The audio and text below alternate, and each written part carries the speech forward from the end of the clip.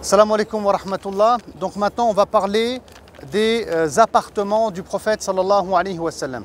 Je vais vous demander d'être très attentifs. On n'a pas de croquis, on n'a pas de tableau, on n'a pas de rétroprojecteur.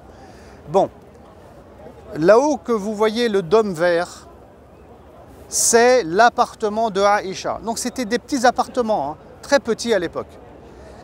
Quand je dis l'appartement de Aïcha, bien entendu, le prophète sallallahu alayhi wa sallam lui rendait visite dans cet appartement et c'était une de ses épouses. Ensuite, à la droite de l'appartement de Aïcha, il y avait l'appartement de Saouda.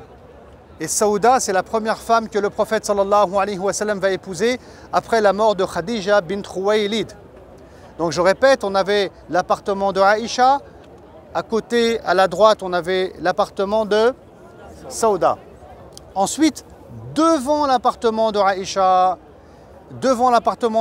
j'entends par là le lieu où nous, quand on passe, on salue le prophète Mohammed, sallallahu alayhi wa sallam, nous les hommes.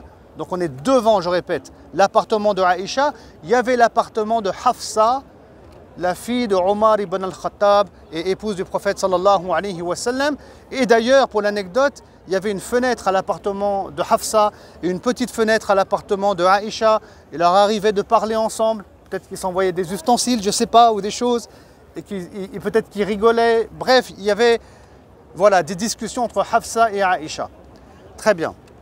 Allons maintenant derrière le dôme vert, c'est-à-dire quel appartement il y avait juste derrière l'appartement de Aïcha. Et ça, c'est connu. On avait l'appartement de Fatima, la fille du prophète sallallahu alayhi wa sallam, et de Ali, qui était Ali, le cousin du prophète sallallahu alayhi wa sallam, mais qui était marié à Fatima. Et donc, le prophète sallallahu alayhi wa sallam, souvent, il sortait le matin, surtout pendant le mois du Ramadan, pour le tahajjud, et il appelait les gens de sa famille, dont Ali et Fatima aussi, et ses épouses. Mais surtout, eux, il y avait une forme de concentration, un rappel, parce qu'ils passaient devant leur maison. C'était le voisin direct Ali, pour qu'ils aillent faire le tahajjud, parce qu'il y a un khair et il y a un bien dans cette adoration. Très bien, donc je disais, derrière l'appartement de Aïcha, on a l'appartement de Fatima et de Ali. Et à la droite maintenant de l'appartement de Fatima et de Ali, juste à droite, il y a l'appartement de Zainab bint Jahsh, qui est aussi une épouse du prophète sallallahu alayhi wa sallam. Alors je disais, on a l'appartement de Aïcha, derrière on a l'appartement de Ali. Juste derrière, on a l'appartement de Salama. Salama. Et juste derrière, et donc il faut encore s'éloigner, on a l'appartement de Juwayriya, une autre épouse du prophète sallallahu alayhi wa sallam. Quant à Maria, avec qui le prophète sallallahu alayhi wa sallam, il aura son fils Ibrahim, elle n'avait pas son appartement ici, mais ailleurs dans la région, car il n'y avait plus de place, parce qu'il y avait d'autres appartements à cette époque. Et le prophète sallam donc a ce mariage entre guillemets avec Maria, mais plus tard, on va dire, quelque temps avant sa mort. Voilà, donc on pourrait me dire, oui, mais où était par exemple Safiya, où était Habiba?